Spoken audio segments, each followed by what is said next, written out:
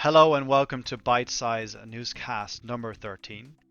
Welcome to the new format. I've gotten some feedback from you guys and I've decided that it was time to change the format a little bit. Now you guys wanted to see my pretty face, so here it is. Every episode will now have a webcam. We'll now have my face down below. On top of that, instead of doing 3 to 5 topics, you guys wanted to have fewer topics but more information on the topics. So I'll be doing 1, 2, or 3 topics per video, but diving in a little bit deeper. Finally, you guys wanted more regular intervals at which to receive videos, so I decided that every Thursday I would drop a video for you guys. So I hope you enjoy the new format. And I can't wait to get started on this video. I can't hold back my excitement. I'm already mispronouncing words. Let's jump right in. Now today's topic is on Tether. Tether is what we know in the crypto economic space as a stablecoin. And a stablecoin is basically a cryptocurrency that is pegged to a fiat currency. In Tether's case, that is the dollar. So a stablecoin, Tether, is $1, 1 Tether. Now, Bitfinex is the company that issues these Tethers, and they're in trouble. They're in trouble with the Attorney General in New York. Now, what I forgot to mention in the actual recordings themselves is that I make use of one of the court case documents. So in what follows, you'll see me use this document. I've included the link to the document in the description in the video down below, so if you want to take your time and read it from A to Z, it's worth it.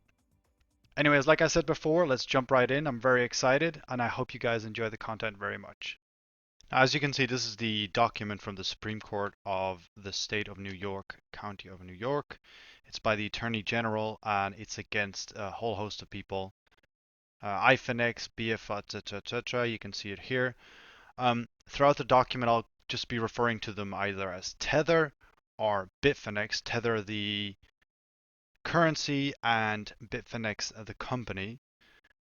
And another thing that struck out to me straight out the gate is the fact that a lot of times the actual location of Bitfinex and Tether and the people that own it is unknown. Now, I'd like to point that out straight away because I think it's an important bit of information. A lot of things are unknown about Tether, even for the New York State Attorney, and I think that's pretty weird in a sense that it should be known where this kind of money comes from, if you get my drift. So throughout this document, you can see that it's considered unknown, and who owns what is unknown, where what is based is unknown, and yeah, I just think that's something that we should confirm straight out the gate. It's kind of weird. The next thing that stands out straight away is the fact that prior to February 2019, every single tether was considered backed by and thus valued at $1, right? In other words, every tether is backed 1-to-1 by traditional currency held in our reserves. So 1 USD is always equivalent to 1 USD tether. Now, this is from an archived copy of the Tether website. Once again, February 2019.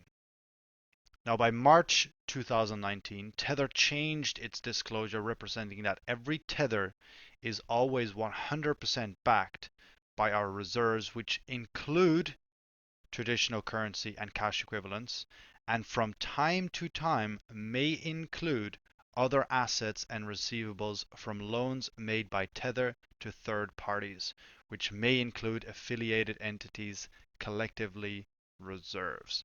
So there's definitely a change here from a 1-to-1 backing to a 1-to-1 backing, which may also include loans and receivables.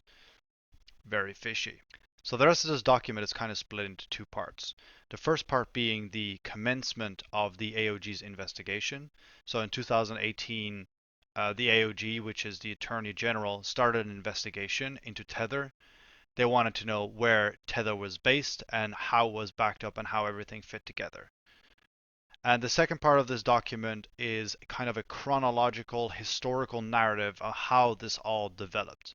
So I want to take you guys through this whole document and kind of demonstrate in words that me and you can understand how this case is developed and why the AOG or the Attorney General has such a big problem with Tether. Now, the AOG actually started looking into Bitfinex in 2018. Now, Bitfinex didn't know the AOG was looking into them, quite simply because the AOG had not made any public announcements that they were. Now, when the AOG started looking into third parties and other entities that Bitfinex had done business with in the past, one of these third parties must have tipped off Bitfinex, because soon after, Bitfinex asked the AOG for clarification. In other words, yo, what are you guys looking into us for? What have we done? The AOG then told them, this is what we're looking for. This is the kind of documentation we want you to produce. And starting early 2019, we will launch an official investigation into you guys, and this is what it will mean for you. So that's basically how the case got started. So 2019 is the official, let's just say call it official launch date of the case. As you can imagine, finding a bank for a company like Bitfinex, especially during the 2016-17 era, is very, very difficult. There's absolutely no legislation on banking for crypto dollars. So in order to start doing business, Bitfinex started doing business with a Taiwanese bank. And this Taiwanese bank worked together with Wells Fargo to kind of process all the tether and wire transfers, etc. Now, at some stage, Wells Fargo went, hold on a second, we don't really feel comfortable doing business oriented around cryptocurrencies. So they pulled the plug. Now, as you can imagine, without a bank, that's a pretty existential crisis for a company like Bitfinex. So Bitfinex started looking for a new partner.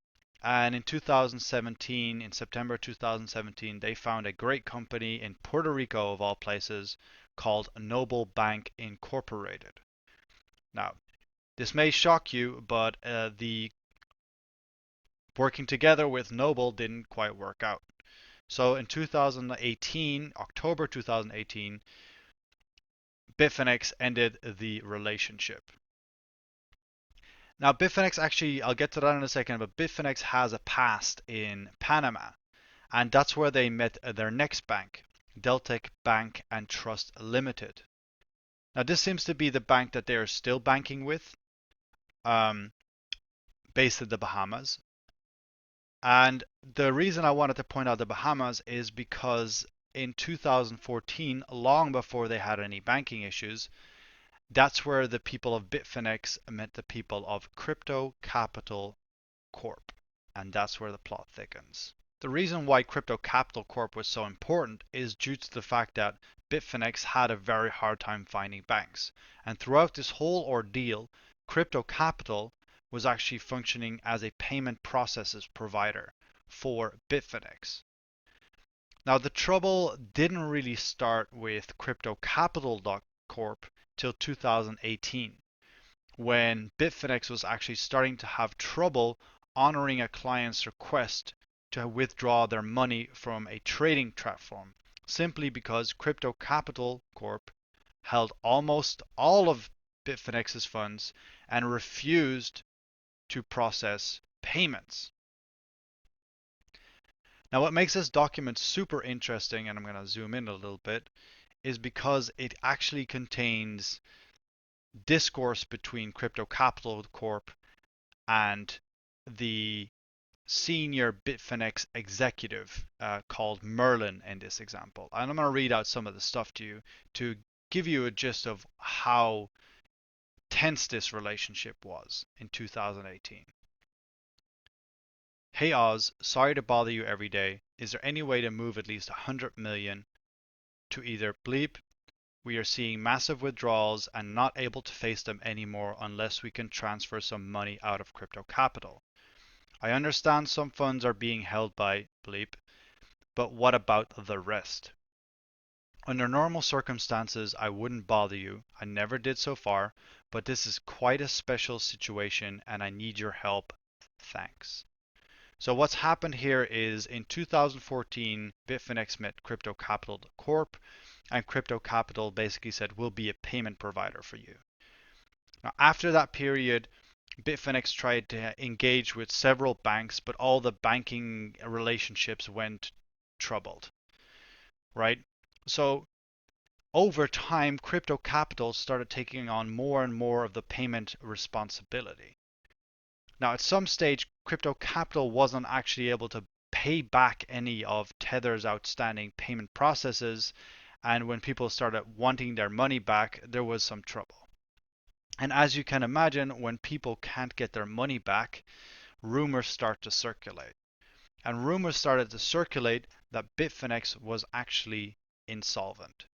In order to stop people from withdrawing all their Tether from Bitfinex in one go and basically crashing the platform like a 1920s bank run, they sent out a clarification that all cryptocurrency and fiat withdrawals are and have been processing as usual without the slightest interference. All fiat withdrawals are processing and have been as usual. This isn't true because at the exact same time, Merlin, the guy we mentioned before, was sending messages to Crypto Capital. And I'll read you out some of the messages again. I have been telling you since a while, too many withdrawals waiting for a long time. Is there any way we can get money from you in Tether or any other form? Apart from Crypto Capital, we are running low on cash reserves. Please help.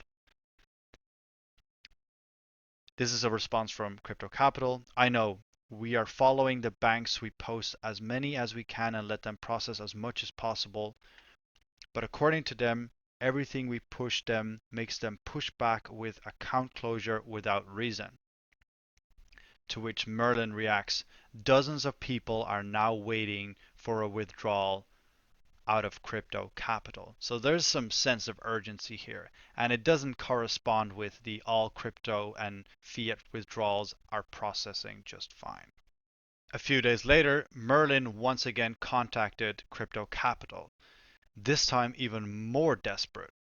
I'm quoting him here.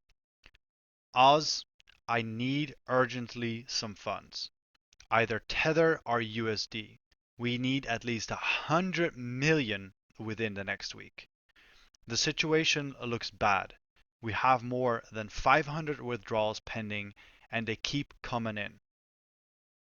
A day later. Sorry to be pushy, but can you try sending something already today?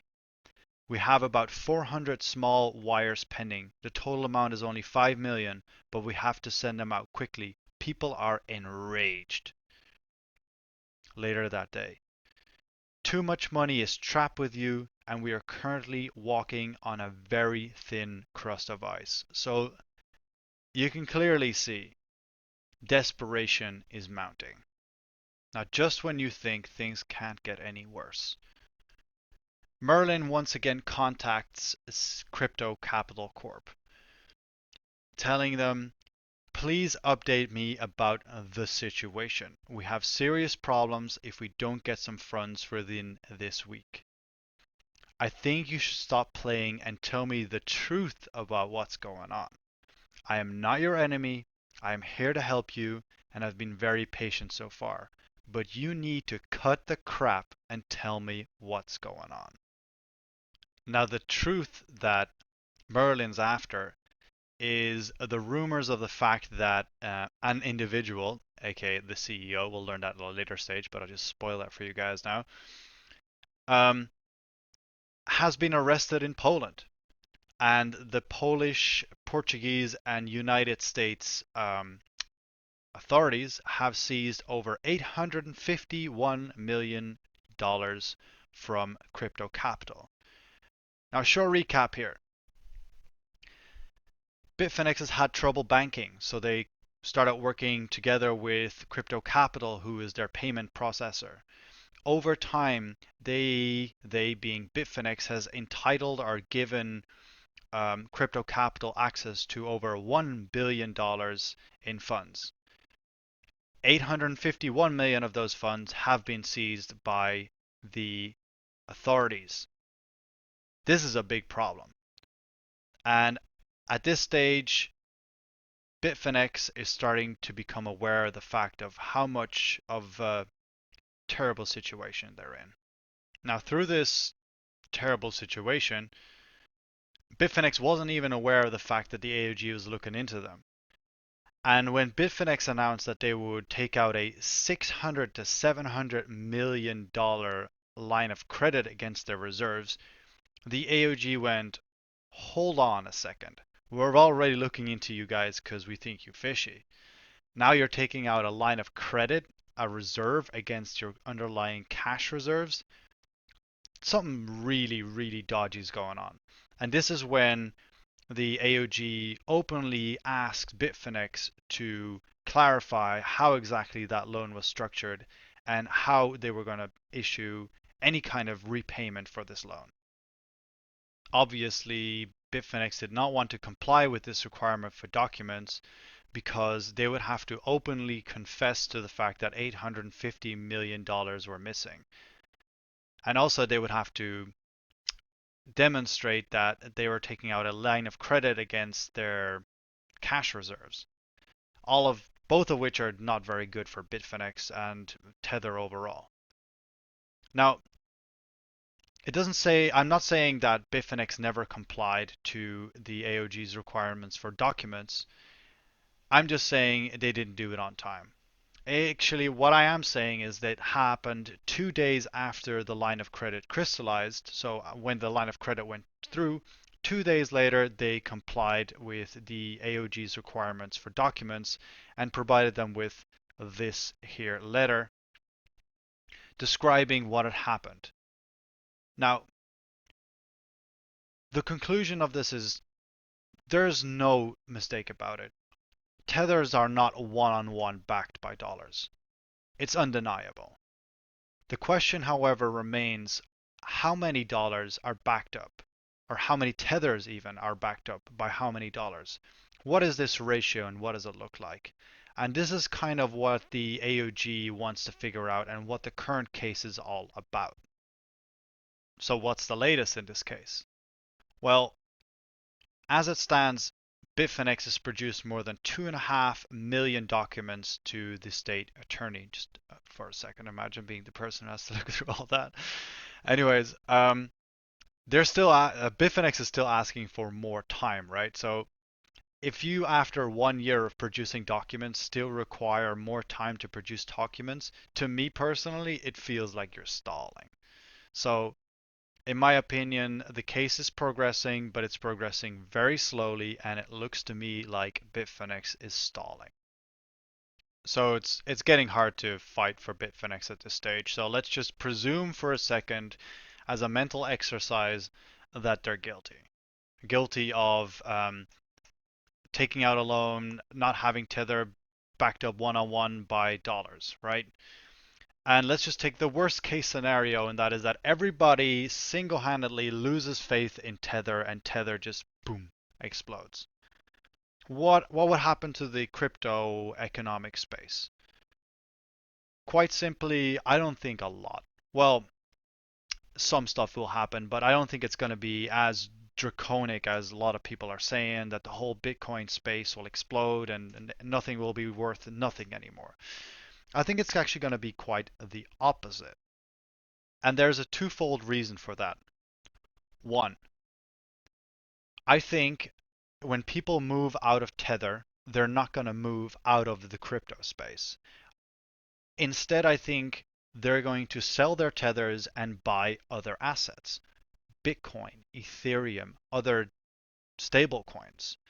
So I actually think, sure, some people are going to lose interest in the crypto space because they can't trade Tethers anymore. But other people are going to understand, and I think that's going to be the lion's share of people are going to understand that it's not the crypto economic space that's at fault. It's Tether and their faulty business. Now, the second reason I don't think the crypto space is going to zero is due to the fact that there is some really rock solid alternatives to Tether in the blockchain space right now. Firstly, being Dai. Now, Dai is based on the MakerDAO, and it's a decentralized blockchain-based stablecoin. Now, what this means is that to verify it, you don't need 2.5 million documents.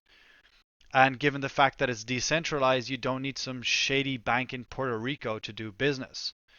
So for those of you who are interested in a decentralized alternative that's verifiable on the blockchain, I think Dai is a great alternative to Tether. Now, the second alternative to Tether is USDC. Now, USDC has the same premise as Tether does, in a sense that every USDC coin should be backed up by a dollar. Now, the main difference is that Tether uses shady banks and shady businesses in Panama, and USDC is backed up by a consortium of companies called Center. Now, Center includes Coinbase, it includes Bitmain, but most importantly, it includes a company called Circle. Now, Circle is the first to receive a BIT license issued by the New York State Department of Financial Services, and what that means is they're legit. They're legit to such an extent that Circle actually has a cooperation with Visa, and Visa will actually use Circle and USDC partner wallets. So USDC is basically the legit version of Tether and is in an excellent place to replace Tether when it falls. Now, make no mistake about it, I have nothing against the people, the guys and girls at Bitfinex themselves. I think they've done a great job with the possibilities they've had. Right, you can imagine if you want to start one of these, if you want to be a pioneer in the crypto space, you're going to have some hurdles, especially when it comes to the authorities and legislation and all this kind of stuff. But ultimately, I think getting rid of Tether is an important move for the crypto economic space. It may lead to some pain in the sense of legitimacy and I told you so's and all this other kind of stuff in the short run, but I think over time it's going to be a very, very important move for the crypto space. So don't fear the court case, embrace it.